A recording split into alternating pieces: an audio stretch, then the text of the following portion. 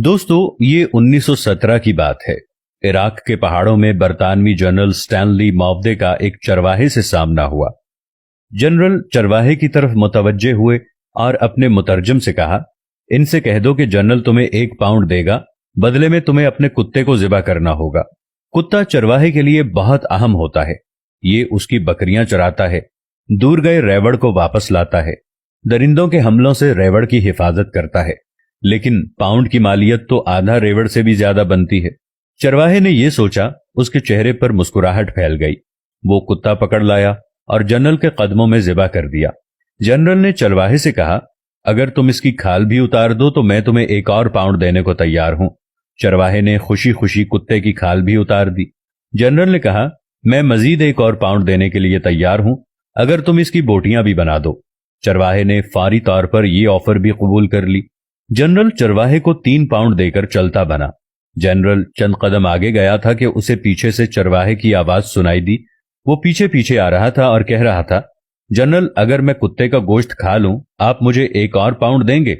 General ने इनकार में सर हिला दिया और बोला, मैं सिर्फ तुम्हारी नफ्सियात और औकात देखना चाहता था।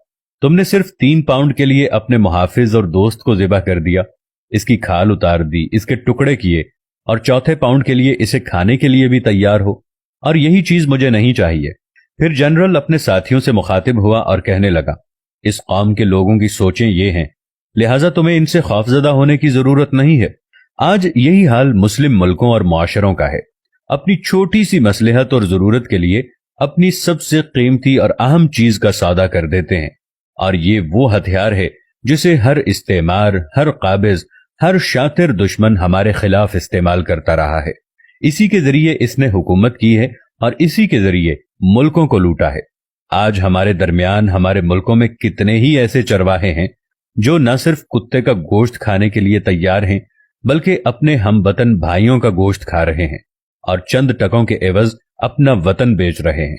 ये वाकया डॉक्टर अली अलवरदी की अरबी किताब लम्हातुल इज्तिमाइया मिन तारीखिल इराक से लिया गया है, लेकिन मौजूदा हालात पर बिल्कुल फिट बैठता है। कुत्तों की दौड़ के मुकाबले में एक मर्तबा एक चीते को शामिल किया गया, लेकिन ताज्जुब की बात यह है कि जब मुकाबला शुरू हुआ तो चीता अपनी जगह से हिला तक नहीं और कुत्ते अपनी पूरी कुव्वत के साथ मुकाबला जीतने की कोशिश करते रहे। चीता खामोशी से देखता रहा। जब मालिक से पूछा गया कि चीते ने मुकाबले में शिरकत क्यों नहीं की, तो उसने दिलचस्प जवाब दिया। कहने लगा, कभी कभी खुद को बेहतरीन साबित करना दरअसल अपनी ही तौहीन होती है। हर जगह खुद को साबित करने की जरूरत नहीं होती।